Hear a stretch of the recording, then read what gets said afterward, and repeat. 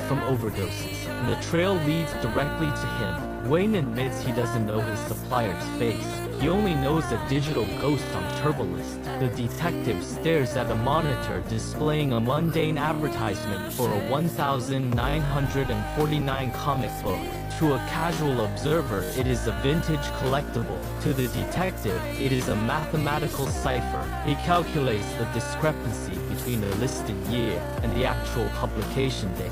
He divides the figures to extract the hidden data. The numbers reveal 75 bags of drugs at $17 each, scheduled for delivery at a specific time. The Adventures of Radar Mouse is a death warrant written in code. The team moves on the coordinates provided by the decoded message. They do not strike a warehouse, but a legitimate-looking bicycle shop in Chelsea. They intercept a courier and force their way into the back of the building. Behind a row of high-end bike frames lies a sophisticated chemical laboratory. They find the owner, Carvel, standing among beakers of high-purity poison. Carvel maintains the persona of a businessman, claiming his brand is popular because it is reliable. The detective ignores the rhetoric and presents the evidence found among the lab equipment. The high-purity facility is dismantled, and the supply chain is severed. A digital transaction ends in a physical cage. The detective proves that in the age of anonymous encryption, basic logic remains the most effective weapon. Commissioner Frank stands over a pile of old bricks in a dark basement. He identifies the skeletal remains of Leo Gates, a boy missing for 25 years. The skull shows clear signs of blunt force trauma. Frank returns to the precinct and enters the interrogation room, where Ted, the former building superintendent, sits in silence. Frank opens a briefcase and pulls out a file. He references NCIC data to verify Ted's background and previous statements. Ted denies any involvement. Frank leans forward and describes the exact clothing Ted wore on November 10th, the day after the boy vanished. He recalls the blue work shirt, the khaki trousers, and the leather tool belt. Frank reveals the precise detail from his memory of that day. He tells Ted that while the tool belt was present, the hammer was missing from its loop.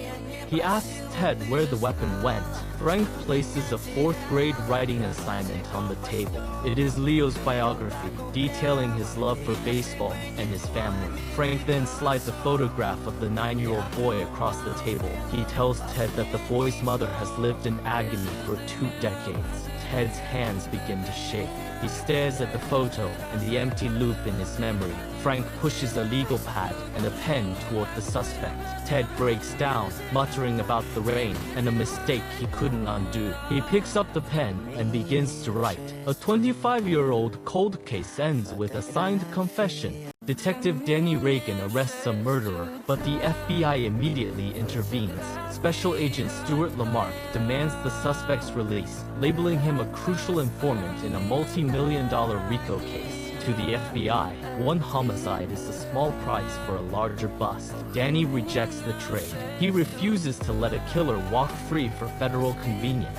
He turns to the video review system to find another way. Danny passes through hours of grainy nightclub surveillance, cross-referencing timestamps and locations. The data reveals a pattern. Judge Blake Fenton appears on screen, accepting sexual favors from the crime family's associates. The footage is undeniable. The judge isn't just biased, he is compromised. In the courtroom, Fenton prepares to dismiss all charges against the murderer. Danny doesn't wait for a subpoena. He marches through the double doors with his squad. The judge hammers his gavel, screaming about order and threatening Danny with contempt.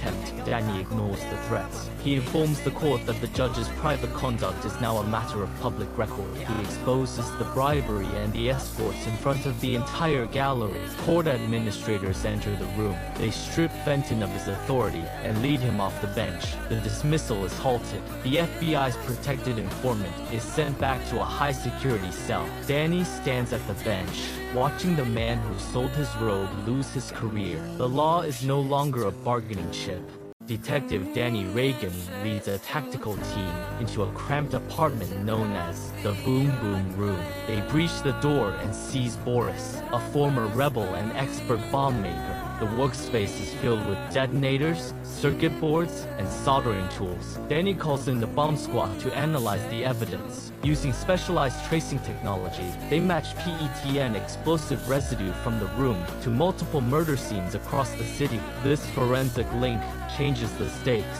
Danny confronts Boris with a cold, legal reality. These devices are now classified as weapons of mass destruction. The crime is no longer local, it is federal. Boris is now facing the death penalty or life in prison without parole. In the interrogation room, Boris maintains a stoic silence, but Danny dismantles his loyalty with facts. He tells Boris that to the mob boss, Grushenko, he is nothing but a disposable tool, while Boris waits for a trial that will end his life. Grushenko is walking free and grieving his biological son. Danny leans in, describing the brutal murder of a nightclub owner in graphic detail. He recounts how Grushenko jammed a knife through the victim's skull while Boris held the man down. He guarantees that Grushenko will let Boris take the full blame for the execution. The weight of the betrayal sinks in. Boris realizes he has been abandoned by his employer. He breaks, offering a full confession and agreeing to provide the evidence needed to destroy the entire criminal brigade. Two armed men smash into the Ortiz home. They beat the mother and strip the family of their life savings. Minutes later, one robber lies dead in the street.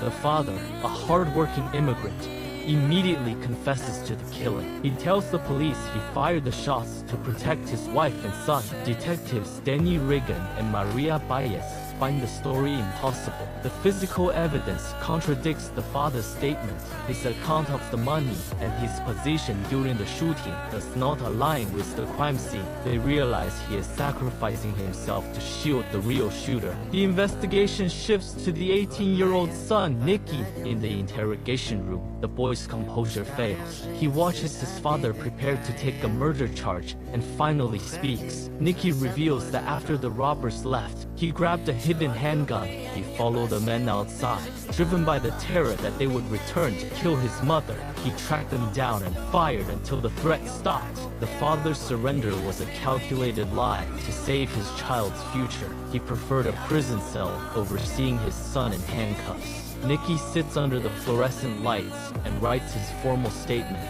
He describes the beating, the adrenaline, and the moment he pulled the trigger. There is no celebration of justice. There is only a father who tried to take his son's place, and a boy who must now carry the weight of his own defense.